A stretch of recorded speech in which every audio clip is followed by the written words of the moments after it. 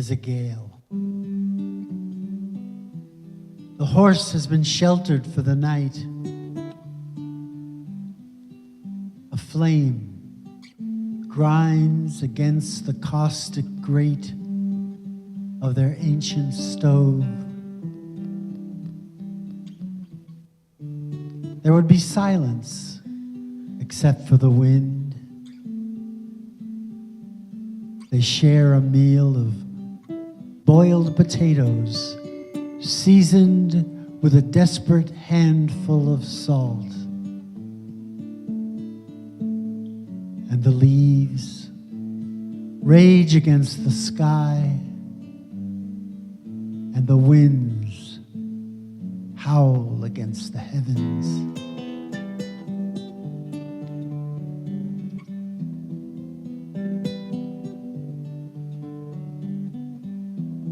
His strong eye is like the one God used to make us fear him.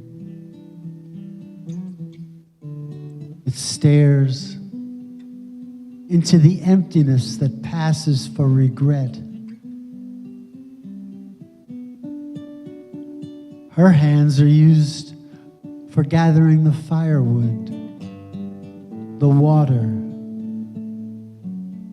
the memories, the elements that feed the horse.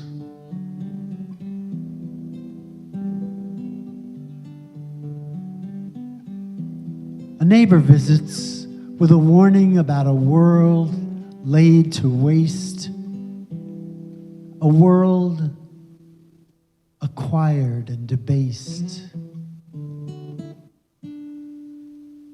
Days grind into days. The wrath-like wind tears at the throat of every twilight. The stable shudders. The darkness paws the earth. Barefoot on the morning floor, she dresses,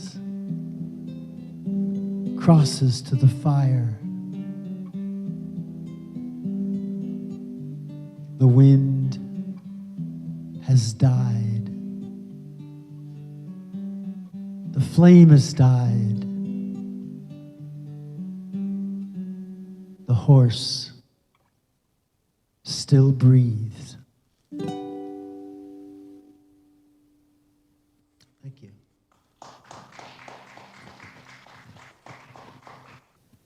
This is the last poem. I wrote this poem last year when I turned 80 and was given full membership into the Beatitudes campus. And it's kind of an autobiographical poem, a reflection back on the first 80 years and kind of looking ahead to the next 80. It's called I Write Poems on a Telephone Now, which is actually what I do.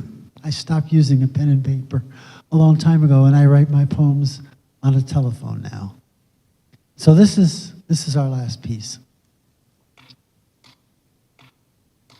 I still think of them sometimes, not people, but places.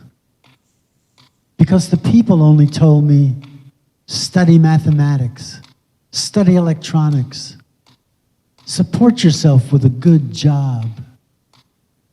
You'd have thought I was a blacksmith following the family trade. So instead, I remember landmarks. Lincoln Park, the Parkside Diner, pizza at the Bronx City line across from the Lincoln Mercury showroom in a place called Tino's. I first heard Elvis on the jukebox there on a winter day. Dirty snow and smears, along the sidewalk.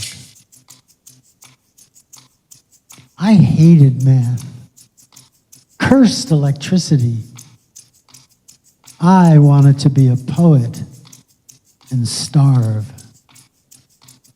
Later, I began to haunt the streets of New York City, the Bowery, the Village, Times Square. Listen to Clay beat Liston in a bar on 72nd Street. Watch the St. Patrick's Day parade from the steps of the St. Patrick's Cathedral.